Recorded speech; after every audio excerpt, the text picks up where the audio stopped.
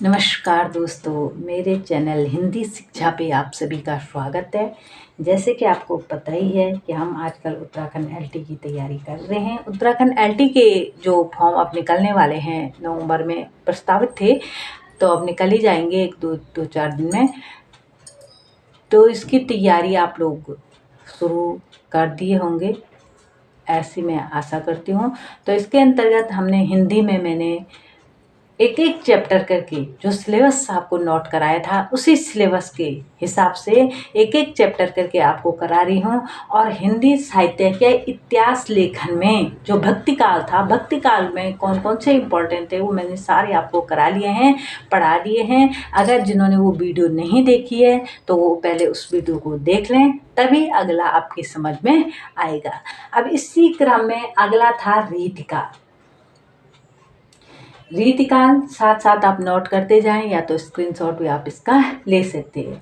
जिसका समय रामचंद्र शुक्ल ने, मैंने बताया ना कि सबसे प्रामाणिक जो नामकरण किया था, जो प्रामाणिक समय बताया था, वो आचार्य रामचंद्र शुक्ल का था। तो इसीलिए हम ज़्यादातर रामचंद्र शुक्ल का ही काल विभाजन पढ़ते हैं। पहले तो ये क्वेश्चन आ जाएगा कि देखो, सबसे पहले रीतिकाल जो सन में था 1643 से लेकर के 1843 माना जाता है, ये था ईस्वी सन में। और ये ईस्वी सन में था 1643 से लेकर के 1843, और संवत में 1700 से लेकर के 1900 तक। ज़्यादातर संवत का ही पूछा जाता है। 1700 से लेकर के 1900 तक रीतिकाल माना जाता है। आचार्य रामचंद्र शुक्ल ने संवत 1700 से लेकर 1900, जो सन में 1643 से 1843 तक का कालखंड को रीतिकाल कहा। मध्यकाल, इसका एक नाम मध्यकाल भी था, क्योंकि रामचंद्र शुक्ल ने हर काल का दोहरा नामांकन किया है। दो प्रकार का नामांकन इन्होंने किया है, तो इसको मध्यकाल भी कहा जाता है। मध्यकाल, ये मध्यकाल हो गया। मध्यकाल को दो भागों में बांटा गया, पूर्व मध्यकाल और उत्तर मध्यकाल। पूर्व मध्यकाल और उत्तर मध्यकाल। पूर्व मध्यकाल को नाम दिया गया भक्तिकाल, और उत्तर मध्यकाल को नाम दिया गया रीतिकाल। तो इसको उत्तर मध्यकाल भी इसी को कहते हैं, रीतिकाल को। तो रीतिकाल के जो अन्य नाम थे उसको अलंकृत काल भी कहा जाता है। अलंकृत काल कहा था मिश्र बंधुओं ने, अलंकृत काल कहा इसको मिश्र बंधुओं ने। श्रृंगार काल कहा विश्वनाथ मिश्र ने, और रीतिकाल कहा आचार्य रामचंद्र शुक्ल ने।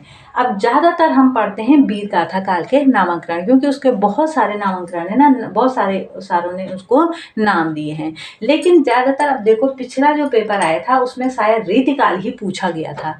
तो रीतिकाल का अलंकृत काल नाम दिया मिश्र बंधुओं ने, श्रृंगार काल नाम दिया विश्वनाथ मिश्र ने, और रीतिकाल नाम दिया आचार्य रामचंद्र शुक्ल ने।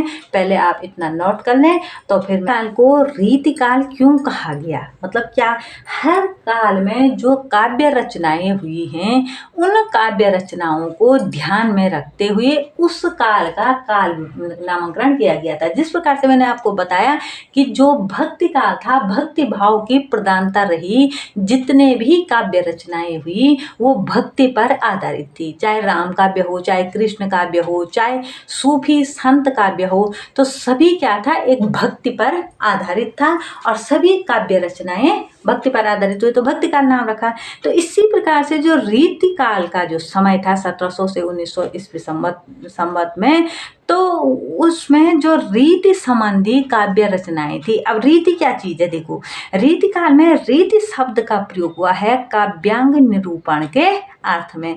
काव्य, जो काव्यांग थे, काव्यों के जो अंग माने जाते हैं, काव्यांग इसको अलग अलग करो, काव्य धन अंग, काव्यांग, काव्यों के जो काव्य रचनाएं ज़्यादातर रीतिकाल में, भक्ति काल में, या इससे पहले जितने भी हुए, केवल गद्य काव्य रचनाएं हुई हैं। गद्य रचनाएं तो आधुनिक काल में हुई है ना, तो इसलिए इनको काव्य रचनाएं ही कहा जाता था। ऐसे ग्रंथ जिनमें काव्यांगों के लक्षण उदाहरण सहित दिए जाते हैं रीति ग्रंथ कहा जाता है। जो काव्यांग थे, काव्यों के अंग जो मतलब जो भी थे, जैसे सोठा था, दोहा था, चौपाई था, काव्यांग मतलब काव्यों के अंग, जो दोहा, सोठा, चौपाई, रोला जो भी था, जो गाए जाते थे ना, ऐसे पद होते थे, तो उनके जो लक्षण बताए जाते थे कि ये क्या चीज़ है, मतलब क्या है ये, काव्य में दोहा है, चौपाई है, छंद है, क्या चीज़ है ये, तो उनके लक्षण एवं उदाहरण दिए जाते थे। काव्यांगों के लक्षण, ऐसे ग्रंथ जिनमें काव्यांगों के लक्षण एवं उदाहरण दिए जाते थे उसे कहा जाता था रीति ग्रंथ। इस काल की प्रधान प्रवृत्ति रीति निरूपण ही थी। एक रीति के अनुसार ही उनके लक्षण दिए जाते थे, इसलिए इसको रीति काल, एक सिस्टम वाइज, मतलब एक रीति के अनुसार, इसके बाद ये आएगा। रीति का मतलब आप ये समझो, जैसे रामचरितमानस लिखा गया है ना, तो पूरे रामचरितमानस में ऐसा है कि एक चौपाई है और फिर दोहा है, चौपाई है, दोहा है, तो बीच बीच में सुगंध है, कोई गायन योग्य लायक छंद भी है ना, तो सोरठे तो कम ही है लेकिन छंद है ज़्यादातर। तो एक सिस्टम वाइज ज़्यादातर क्या है, दोहा है, बीच में एक दोहा है और चौपाई है, दोहा है, चौपाई है, दोहा है, चौपाई है, एक सिस्टम वाइज इस प्रकार से। तो सभी ग्रंथ उसी क्रम में लगभग लिखे जाते थे। उसमें तो इतनी अच्छी तरह से रीति नहीं थी, लेकिन रीति काल में ये प्रधानता थी। रीति की प्रधानता के कारण, मतलब वो तो मैंने एक उदाहरण दिया रामचरितमानस का, पर जो ये रीति काल थी तो इसमें जो जितने भी काव्यांग लिखे गए, काव्य लिखे गए, तो उसमें एक सिस्टम था, एक रीति थी, तो इसलिए उसको कहा जाता था रीति काल। तो रीति काल का प्रारंभ हुआ, रीति काल का प्रारंभ तो कोई कहीं से मानता है, लेकिन चिंतामणि के कृत रस विलास से भी माना जाता है। कई तो इससे मानते हैं, लेकिन आगे आप धीरे धीरे पढ़ेंगे तो पता चलेगा कि कहाँ से इसकी शुरुआत हुई। रीति की प्रधानता के कारण इस काल का नाम नामकरण रीतिकाल हुआ। रीति से तात्पर्य पद्धति, शैली, ये मैंने बता दिया ना कि किस शैली में लिखेगी। जो रीतिकाल के जितने भी ग्रंथ लिखे, जिसने भी लिखे, रीतिकाल के जितने भी कवि लिखे हुए, सभी ने एक ही शैली में लिखे। अब शैली मैंने आपको बता दिया ना कि पहले ये लिखा होगा तो उसके बाद ये, पहले दोहा, फिर चौपाई, फिर दोहा, फिर चौपाई, ये एक सिस्टम है। तो दूसरे कवि ने भी अपने जो ग्रंथ लिखे वो उसी शैली में लिखे, तीसरे ने भी उसी शैली में। तो जितने भी उस टाइम पे, उस काल में ग्रंथ लिखे गए, उनकी एक जैसी शैली थी, एक जैसी रीति थी, तो इसलिए उसे रीतिकाल नाम दिया गया। अब आपके समझ में आ गया होगा कि रीतिकाल उसको क्यों कहा गया। रीतिकाल का प्रारंभ चिंतामणि कृत रसविलास और मतीराम कृत रसराज से माना जाता है। रामचंद्र शुक्ल ने ऐसे माना, रीतिकाल का जो प्रारंभ हुआ वो चिंतामणि के रसविलास से और मतीराम के रसराज से माना जाता है। रीतिकाल के उदय के संबंध में रामचंद्र शुक्ल जी ने कहा है, इसका कारण जनता की रुचि नहीं बल्कि आश्रयदाताओं की रुचि थी। तो जो भक्ति काल, इससे पहले जो भक्ति काल आया, तो उसमें कहा गया कि उस टाइम लड़ाई जंग ऐसे ज़्यादा थे, जो बाहरी आक्रांता थे वो भारत में ज़्यादा आए।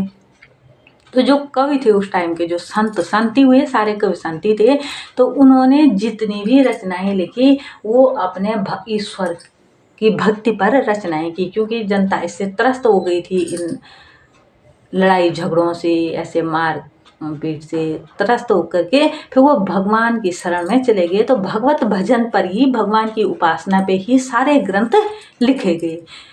लेकिन जो उसके बाद आया रीतिकाल का टाइम, तो उस टाइम जो राजा, जो कवि थे वो राजाओं के राजकवि हुआ करते थे। जितने भी कवि हुए उस टाइम के, तो वो राजकवि हुआ करते थे।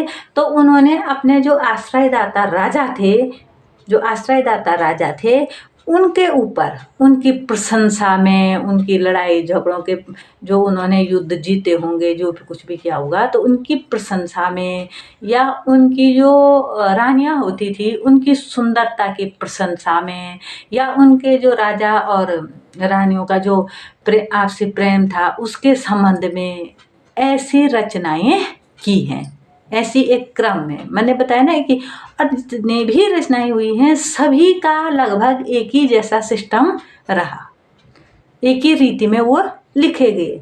तो इसलिए रामचंद्र शुक्ल जी ने कहा इसका कारण जनता की रुचि नहीं थी, मतलब जनता का नहीं था कोई इंटरेस्ट, जनता की रुचि नहीं थी, क्योंकि जो कवि थे वो राजाओं के राज के हुआ करते थे, तो जनता का तो इसमें कोई रोल ही न था।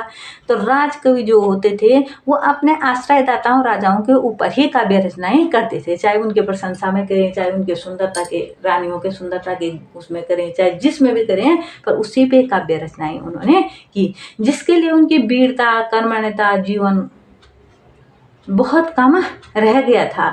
अब वो उसी प्रकार से काव्य रचनाएं, समग्र रीतिकालीन काव्य जन काव्य नहीं बल्कि दरबारी संस्कृति का काव्य माना जाता था। जितना भी रीति काव्य हुआ है वो उसको कहते थे दरबारी संस्कृति का काव्य। मैंने बता दिया दरबारी कैसे, अपने आश्रयदाता राजाओं के दरबारों की प्रशंसा या राजा की प्रशंसा या उनके रानियों की प्रशंसा, जैसे भी था उसी पे काव्य रचनाएं हुई हैं, और सभी काव्य रचनाएं एक ही रीति, एक ही सिस्टम में हुई हैं, तो इसको कहा गया रीतिकाल। इसमें श्रृंगार शब्द सज्जा पर जोर दिया गया।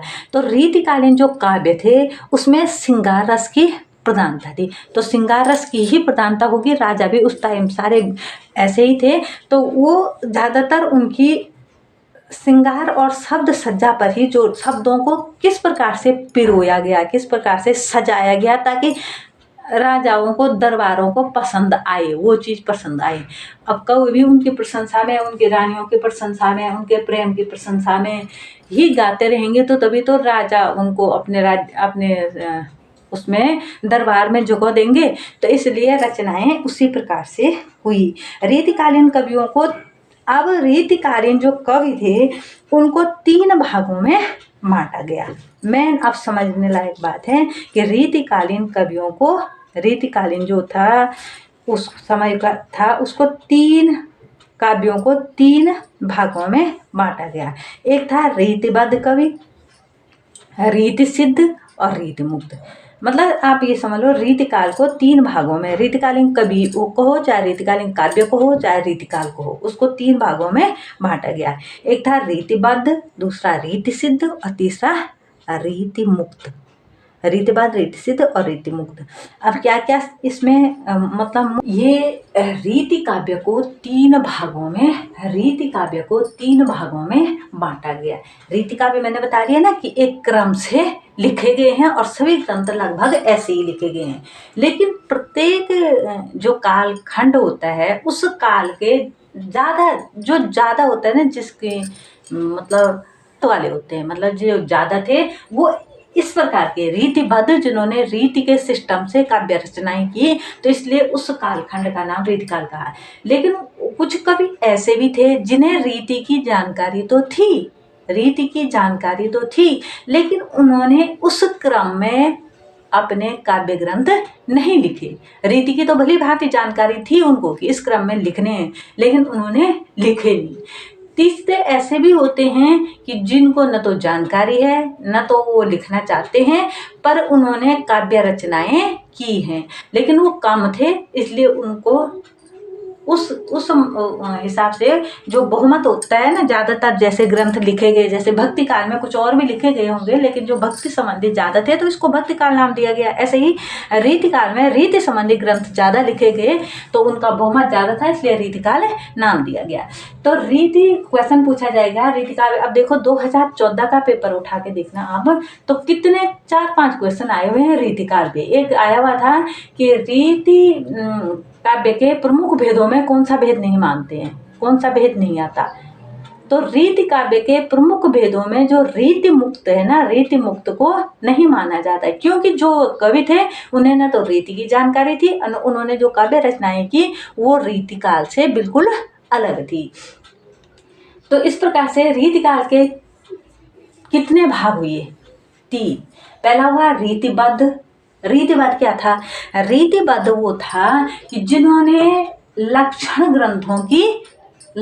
ग्रंथों में रीति ग्रंथ लिखे। मैंने बता दिया ना लक्षण ग्रंथ कैसे, मतलब एक सिस्टम वाइज, एक क्रम वाइज कि इसके बाद ये लिखना, इसके बाद ये लिखना, उसी क्रम में ग्रंथ लिखे। तो वो थे। उसमें प्रमुख कवि पूछा जाता है, प्रमुख कवि कौन थे, रीतिबद्ध प्रमुख कवि कौन से हैं। अब देखना आप 14 का पेपर मैंने करवाया हुआ है, उसमें ज्यादातर क्वेश्चन इस प्रकार के पूछे गए हैं। तो प्रमुख कवि थे केशव हो गए, चिंतामणि, मुख्य जो माने जाते हैं केशव हो गए, चिंतामणि, मतीराम, देव, कुलपति मिश्र, मंडन, सूरत मिश्र और जसवंत सिंह। ऐसा भी पूछा जा सकता है, या ऐसा केशव रीतिबद्ध, रीति सिद्ध या रीति मुक्त, या कोई नहीं, किस प्रकार किस उसमें आते हैं, भेद में आते हैं।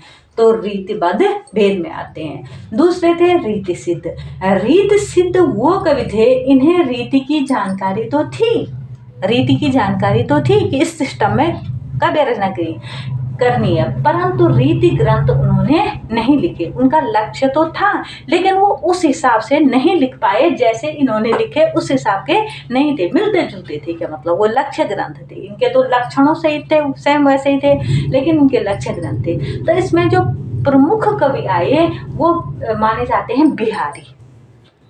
रीति सिद्ध कवि जो मुख्य एक ही नाम आता है बिहारी का, बिहारी लाल। उसके बाद अन्य में आते हैं डॉक्टर नगेंद्र और सेनापति, जो आपने सुने होंगे, डॉक्टर नगेंद्र और सेनापति। लेकिन जो मुख्य थे वो थे बिहारी। रीति सिद्ध कवियों में मुख्य थे बिहारी। अब तीसरा आता है रीति मुक्त। रीति मुक्त मैंने बताया ना कि इसको रीति काव्य के प्रमुख वेदों में, ये क्वेश्चन भी 14 में पूछा गया था कि रीति काव्य के प्रमुख वेदों में कौन सा वेद नहीं आता, तो रीति मुक्त नहीं आता है, क्योंकि ये रीति बंधन से अलग रचनाएं हुई। न तो इनको रीति की जानकारी थी, न उससे मिलते जुलते थे। रचनाएं तो हुई उस काल में, ये कवि हुए, इन्होंने रचनाएं की, इन्होंने ग्रंथ लिखे, लेकिन वो रीति संबंधी ग्रंथों से बिल्कुल अलग थे। तो ये रीति मुक्त लिखाई गया है, रीतिबद्ध, रीति से बंधे हुए, रीति सिद्ध, रीति सिस्टम से थोड़ा अलग, मतलब उस थे, कवियों को तो जानकारी थी, लेकिन ग्रंथ उस हिसाब के नहीं लिखे गए। अब रीति मुक्त मतलब रीति बंधन से बिल्कुल अलग। तो उसमें प्रमुख कवि, देखो ये भी क्वेश्चन में पूछा गया था कि कौन कौन से हैं रीति मुक्त कवि, कौन कौन से थे। तो उसमें द्विजदेव का नाम दिया गया था और आंसर में द्विजदेव था। तो घनानंद, बोधा, ये 5 ही कवि थे फिक्स। तो इसमें से अगर एक भी इधर उधर आपको याद होना चाहिए, घनानंद, बोधा, आलम ठाकुर और द्विजदेव, ये 5 थे रीति मुक्त कवि। तो आई होप कि इतना आपकी समझ में आ गया होगा। इससे आगे का रीतिकालीन कवियों की काव्य भाषा क्या थी, मुख्यतः किस भाषा का उन्होंने प्रयोग किया, ये क्वेश्चन भी पूछा गया क्वेश्चन है। और कौन सा प्रसिद्ध रचना कौन सी है जो रीतिकालीन काव्यों में मानी जाती है। तो इसको, इससे आगे का, इसमें अभी बहुत कुछ है जानने लायक रीतिकाल में, तो इसको नेक्स्ट वीडियो में पढ़ेंगे, क्योंकि फिर अगर वीडियो लंबी होती है तो आप लोग भी बोर हो जाते हो। इसलिए थोड़ा थोड़ा करके हम इसको पढ़ेंगे और फिर एक एक करके, भक्तिकाल तो हो ही गया समाप्त, अब रीतिकाल शुरू हो गया आज से। तो रीतिकाल को हम थोड़ा थोड़ा, इतना पहले आप समझ जाए, इस जितना आज मैंने समझाया पढ़ाया, इसमें कई क्वेश्चन हैं, कई क्वेश्चन बनते हैं। तो इसको इतना, जो ये चीज़ है ना, ये रीति काव्य को के भाग और कौन कौन से कवि हैं, इनको आज अच्छी तरह से आप याद कर देना, मोस्ट इम्पोर्टेंट है। इसी में से कई क्वेश्चन और कई बारी, चाहे 14 में हो, चाहे 18 में हो, चाहे 21 में, आप वो पेपर उठा के देख लेना। 14 में तो मेरे ख्याल से 4-5 क्वेश्चन आए हैं रीतिकाल से संबंधित, तो हो सकता है वो फिर से आ जाएं। तो इस प्रकार से इसको अच्छे से समझ जाना। तो अगला नेक्स्ट पढ़ेंगे नेक्स्ट वीडियो में। तब तक के लिए आप, अगर वीडियो पसंद आए तो लाइक ज़रूर करें, ज़्यादा से ज़्यादा अपने दोस्तों में शेयर करें, और मिलते हैं नेक्स्ट वीडियो।